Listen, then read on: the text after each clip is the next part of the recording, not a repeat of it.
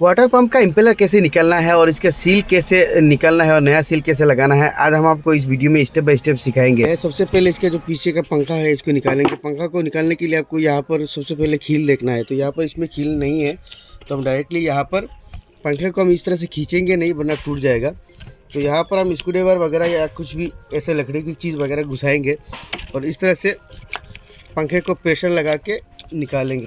तो यहाँ पर देख सकते हैं हमारा पंखा जो है बाहर निकल चुका है, थोड़ा बचा है। तो ये देख सकते हैं पंखा हमारा बाहर निकल चुका है।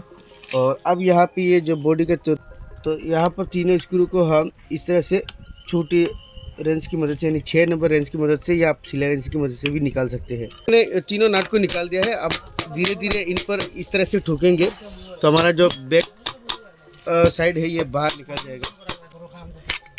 यहाँ पर देख सकते हमारा बैक साइड जो है निकल चुका है। और अब हम आगे से निकालेंगे। निकालने से पहले यहाँ पर हम मार्किंग कर लेंगे ताकि हमारा मोटर जो है उल्टा ना लगे। तो अब यहाँ पर हम धीरे धीरे हैमरिंग करेंगे तो हमारा आगे का पार्ट जो है अलग हो जाएगा।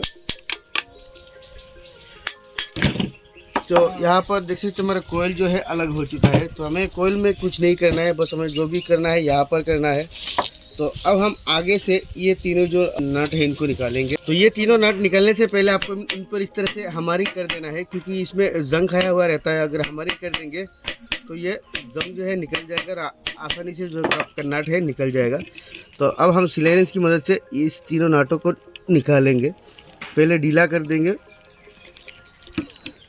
तो एक हमारा ढीला हो चुका है और इसी तरह हम दूसरे को भी ढीला कर देंगे। हमने नट निकाल दिया है और यहाँ पर देख सकते हैं हमारा जो फैन है बाहर निकल चुका है। तो अब हमें यहाँ पर इम्पेलर को जो है निकालना होगा। इम्पेलर के नीचे रहता है इसकी जो ये रबर है वो आशा देख सकते हैं, इसको भी हम यहाँ पर चेंज करेंगे, क्योंकि हमारे बुश के साथ नया ये जो रबर आया हुआ है तो इसकी वजह से भी काफ़ी बार यहाँ पे लीकेज होता है और प्रेशर भी कम हो जाता है। पर हम इम्पेलर को निकालने के लिए इस तरह से हम कहीं पर इसकी जो साइड है इस तरह से लगा देंगे कहीं पर कोने में, और इस तरह से पकड़ के ये जो रोटर है इसमें हम धीरे धीरे ठोक लगाएंगे। हमर से बाहर आ जाएगा। यहाँ पर देख सकते हैं हमारा जो बेयरिंग है धीरे धीरे बाहर निकल रहा है। तो हमें धीरे धीरे यहाँ पर ठोक लगाते रहना है जब तक हमारा रूटर नीचे से बाहर ना आ जाए। यहाँ पर देख सकते हैं रूटर जो है हमारे काफ़ी हद तक नीचे चला गया है और यहाँ पे बियरिंग देख सकते बाहर आ गया है। अब इस इम्पेलर की साइड में यहाँ पर हम धीरे धीरे इस तरह से स्क्रूड्राइवर की मदद से इम्पेलर को बाहर खींचेंगे। तो यहाँ पे ध्यान रखना है इम्पेलर को चोट नहीं पहुँचना चाहिए।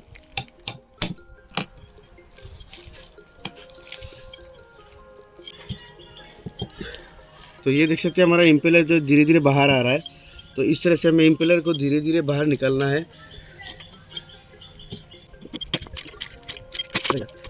तो यहाँ पर देख सकते हैं हमारा इम्पेलर बाहर निकल चुका है। और अब इसकी यहाँ पर एक लॉक है, तो यहाँ पर हम प्लायर की मदद से इस लॉक को निकाल लेंगे। तो यहाँ पर देख सकते हैं ये लॉक जो है हमारा बाहर निकल चुका है। और अब यहाँ पर हमारा ये जो बुश है देख सकते हैं ये अभी बाहर निकल जाएगा।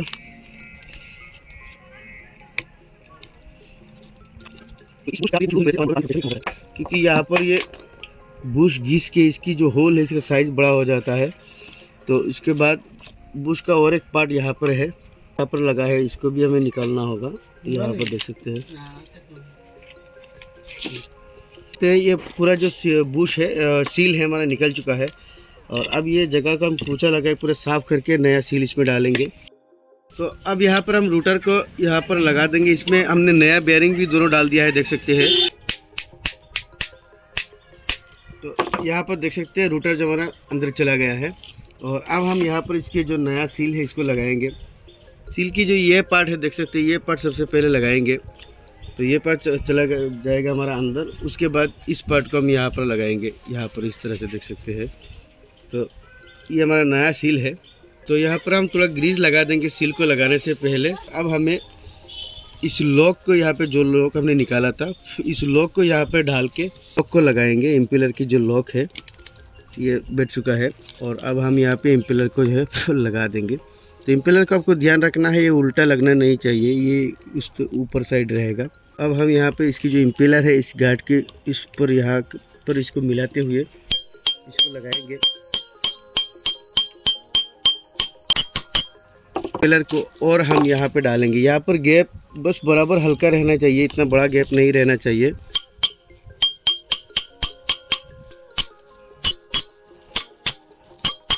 इम्पेलर और मोटर के बीच हमें यहाँ पर गैप बस हल्का गैप रहना चाहिए, सिर्फ टच नहीं होना चाहिए।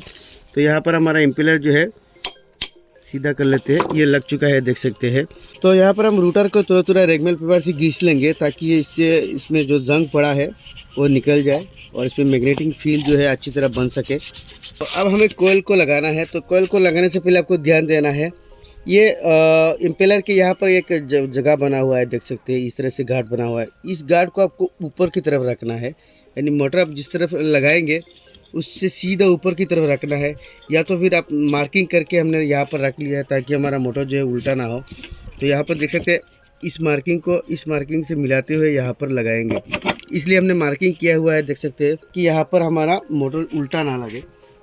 तो अब हमारा आगे का पार्ट जो है यहाँ पर लग चुका है, तो रामरिंग कर देंगे और पीछे से इसकी जो ढक्कन है इसको हम यहाँ पर लगा देंगे। दोनों नाट मिलाते हुए हमें लगाना है, देख सकते हैं ये हमारा लग चुका है। हमें मीडियम में पूरा हमारिंग कर देना है तो ये अपनी जगह पर चला जाएगा। और अब इसकी जो दूसरा नट है इसको हम यहाँ पर लगा देंगे।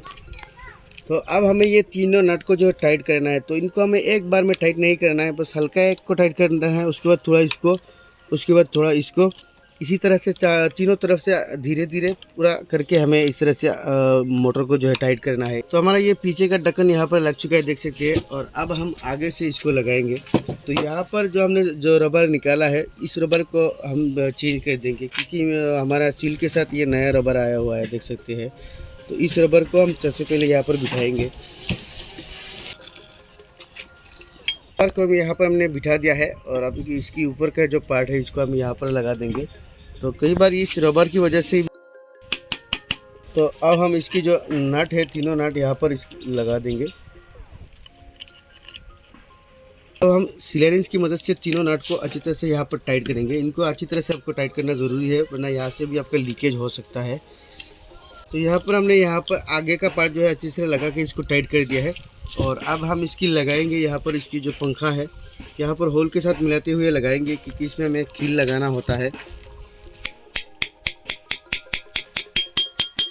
तो यहाँ पर इस कील में एक लगा देंगे लॉक, ताकि हमारा पंखा जो है खुल के बाहर ना निकल पाए।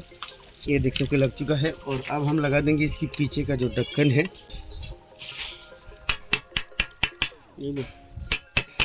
हम यहाँ पर मोटर को लगा देते हैं।